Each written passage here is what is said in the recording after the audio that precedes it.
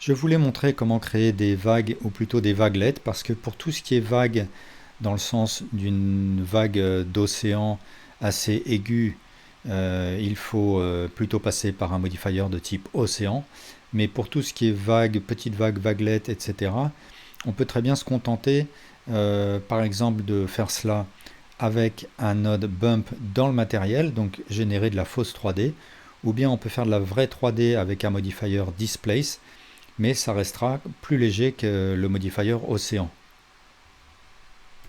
Pour ce qui est du modifier wave, il me permet d'obtenir ce type d'onde, donc soit concentrique, soit sur un axe, mais comme on peut le voir là, c'est vraiment trop régulier pour simuler de manière réaliste une vague. Par contre, je peux l'utiliser en complément d'un modifier displace, et à ce moment-là, je gagne en réalisme. Mais je ne peux pas compter sur le modifier wave tout seul. Alors ce qu'il faut commencer d'abord par faire, c'est trouver un environnement, un world qui soit adéquat, parce qu'en fait, comme notre matière eau va refléter son environnement, il faut qu'il ait quelque chose à refléter. Donc ce qu'on fait d'abord, c'est ouvrir ici le shader editor ou avec Shift F3 et on le bascule en mode world. Et ici, par défaut, on va se retrouver avec le background et le world output. Je sélectionne le background et avec un CTRL T, si j'ai activé l'add-on qui s'appelle Node Wrangler, je vais me retrouver avec cette série de nodes. Et ici, dans l'environnement de texture, je vais aller chercher une image HDRI. Donc une image d'environnement à 360 degrés. Donc moi j'ai choisi ça, peu importe. Autant que ce soit une image plutôt de mer, bien sûr. Là, si je suis en mode orthographique, je vais rien voir. Si je me mets en mode perspective, je vais voir mon image. Et donc on peut trouver ce type d'image HDRI sur un site comme HDRI Haven, Haven, qui a un nom différent maintenant, où il y a d'autres sites qui proposent des textures ou des HDRI gratuits.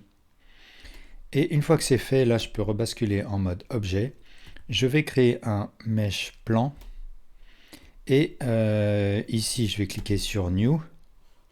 Je me retrouve avec un Principal BSDF et un Material Output. Et ce que je vais commencer par faire, c'est montrer comment on peut s'y prendre sans aucun relief réel, donc en gardant un plan avec juste une face et juste avec un matériel procédural. Donc ce que je vais utiliser, c'est un Shift A texture, noise texture. Je vais brancher ce noise texture dans un vecteur bump. Donc je mets le factor dans l'entrée height du bump et je rentre le bump dans l'entrée normale de mon Principal BSDF. Donc voilà le type d'effet que ça va me donner. Donc si j'augmente la valeur scale du noise texture, ça va augmenter ou diminuer la taille de mon noise. Donc ce que je veux, c'est pouvoir contrôler aussi les valeurs scale, rotation et location de mon noise texture. Donc je vais presser CTRL T et grâce à l'add-on Node Wrangler, ça me permet de faire apparaître ces deux nodes. Donc le texture coordinate qui me permet de déterminer de quelle manière va se projeter mon noise et le mapping qui va me permettre justement de contrôler les valeurs location, rotation, scale. Alors je peux rester en generated. Là je vais utiliser la sortie object. Je vais un petit peu diminuer la valeur scale pour avoir un noise un peu plus grand. Et je vais pouvoir jouer donc sur ces valeurs location, rotation, scale. Donc notamment comme je veux que mes vagues aient une direction, il va falloir que je les étire, que j'étire mon bruit sur un axe. Donc je vais choisir l'axe Y et je vais modifier la valeur ici, donc scale Y. J'appuie sur Shift pour avoir un réglage plus précis. Et par exemple, je peux mettre 1,3 ou quelque chose comme ça.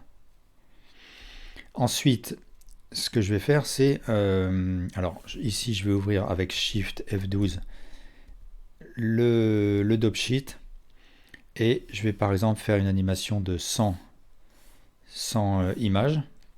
Et ce que je veux, c'est que mes vagues soient animées. Donc pour faire cela, je vais sélectionner, je vais poser des keyframes sur les valeurs location de mon node mapping. Donc je presse sur I et ça va me créer une première keyframe. Et ensuite, à la frame 100, je vais déplacer mes vagues sur l'axe Y. Donc par exemple, là, je vais essayer -1 sur l'axe Y. On va voir ce que ça donne. Je represse sur I, ça va me créer une deuxième keyframe. Et là, si je lance... Donc voilà ce que donne mon animation.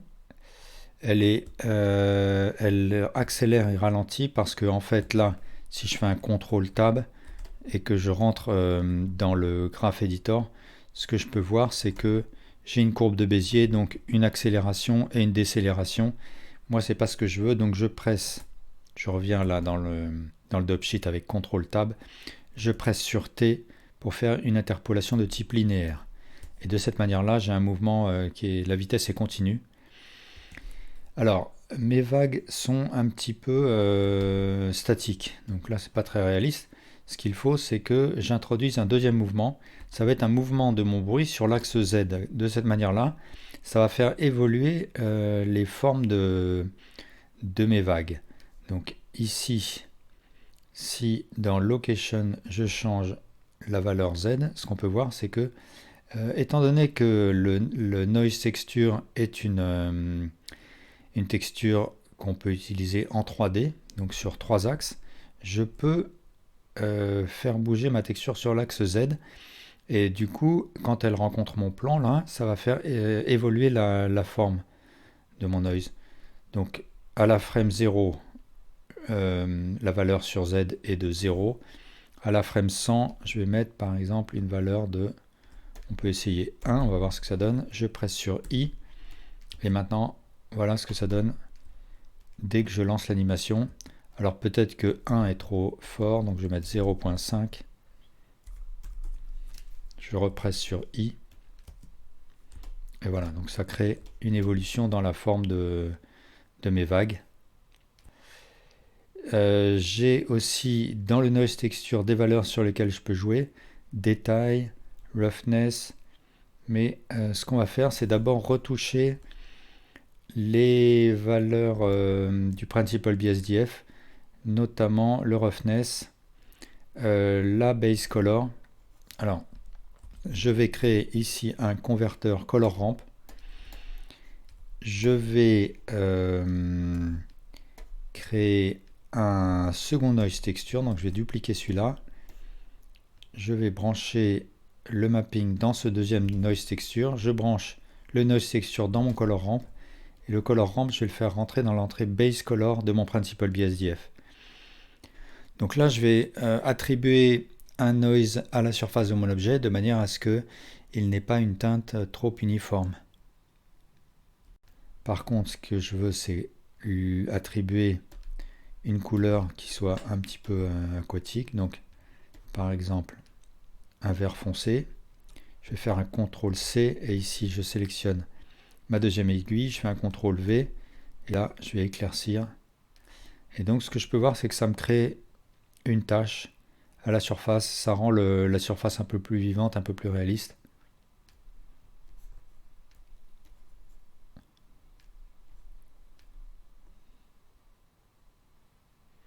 Et là, elle va bouger en fait au même rythme que celui qui est imposé à ce deuxième noise texture avec le mapping. Alors, par ailleurs, j'ai mis le roughness assez bas de manière à ce que mon plan reflète son environnement. Et maintenant, si je joue sur des éléments comme les détails ou le roughness de mon noise texture, là, je peux un petit peu améliorer créer des mini-vagues là avec la valeur détail par exemple. Si je la mets à 0, je me retrouve avec ça. Si j'augmente, ça va me créer comme des mini-vaguelettes. Et le roughness. Donc voilà, il faut jouer avec ces paramètres, voir un petit peu de quelle manière ils agissent.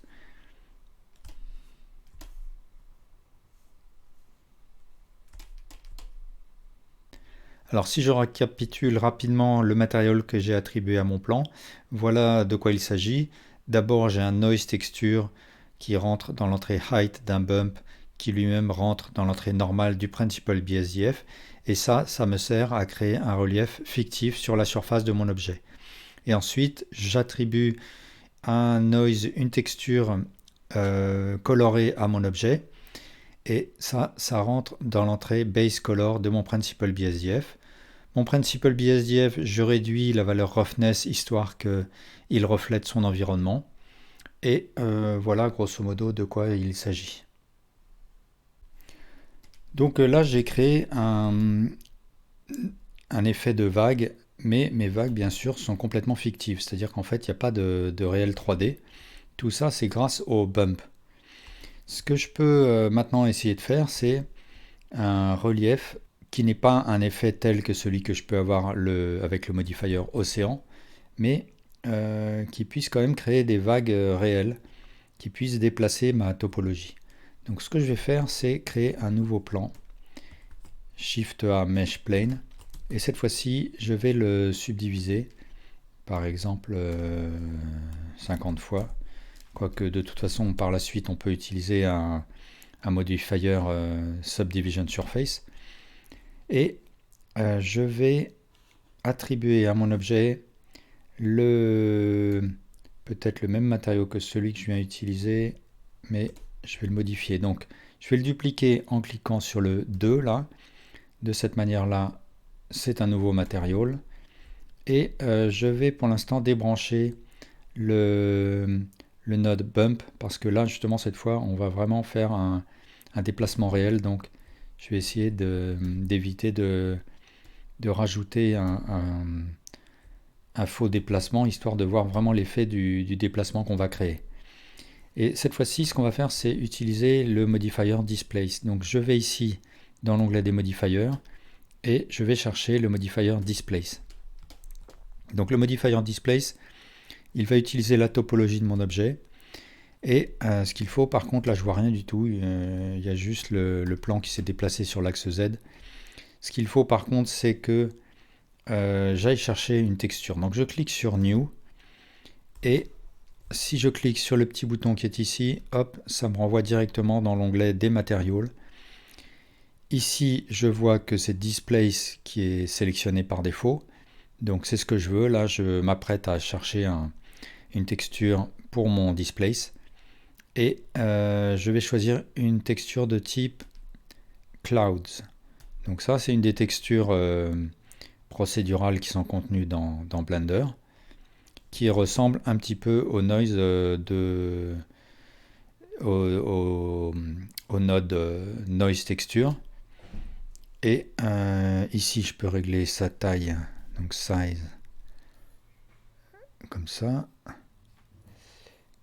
Et je retourne dans le modifier, dans le panneau des modifiers, et je vais jouer sur la force de ma texture, de mon displace. Là, ce que je peux voir, c'est que je manque de smoothness, donc je fais un clic droit, je fais Shade Smooth. Peut-être que mon bruit n'est pas assez petit, donc je retourne dans les matériaux et ici, je vais diminuer la valeur size. Et maintenant, ce que je veux, c'est avoir un contrôle sur mon déplacement, sur le relief. Donc ce que je vais faire, c'est créer un empty. Donc Shift A, empty, je vais choisir une sphère. et je vais réduire sa taille. Là, je vais dans l'onglet Object Data et Size, je vais diminuer la taille comme ça. Donc je retourne dans le modifier de mon plan et ici, je vais choisir Coordinates Object au lieu de Local et ici, j'ai un champ Object qui s'ouvre et là, je vais aller choisir mon empty. Et maintenant, c'est l'empty qui va contrôler la position de ma texture, mais aussi la rotation et le scale. Et donc, avoir un empty, ça va être bien pratique. Alors, il faut que je rajoute un modifier Subdivision Surface. Je fais un CTRL 2 et de cette manière, j'ai un lissage de mes... J'ai une topologie virtuelle qui se crée. Et je vais maintenant animer mon empty de manière à ce que je crée des vagues. Donc je vais poser mon empty ici. Je vais créer une image clé, I, Location Rotation Scale. Et à l'image 100, je déplace mon empty. Je crée une deuxième image clé, Location Rotation Scale, avec la touche I. Alors ici aussi, il faut que je pense à presser sur T et choisir une interpolation de type linéaire.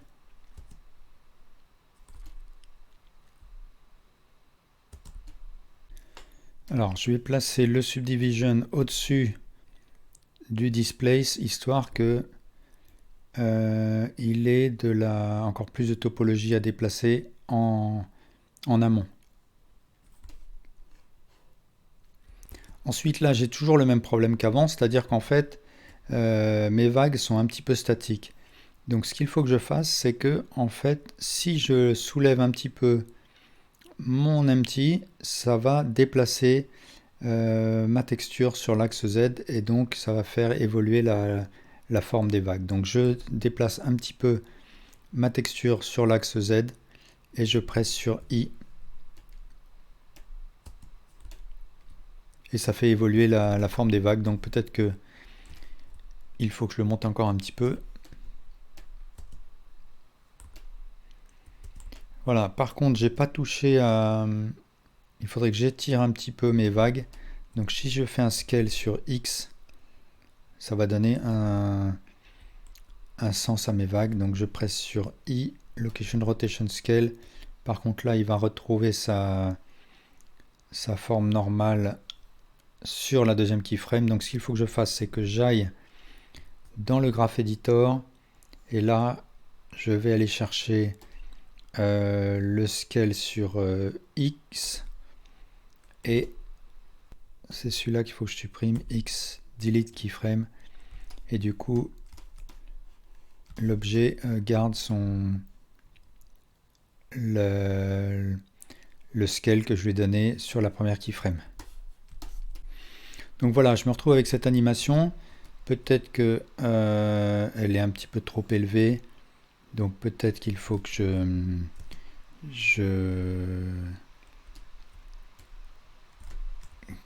je baisse la taille de mon displace. Donc je vais aller dans les modifiers et là, strength, je vais mettre par exemple 0,1 quelque chose.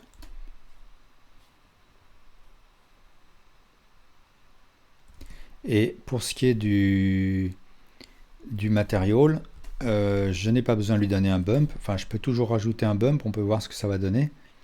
Mais là, ça va rajouter du relief au relief. Donc c'est peut-être un petit peu trop. Donc peut-être que je peux mettre un tout petit peu de bump.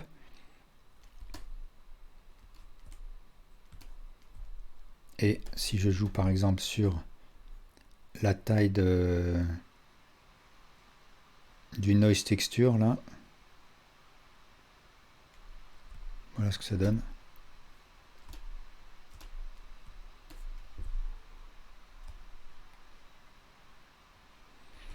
Voilà, et bien merci beaucoup pour votre attention.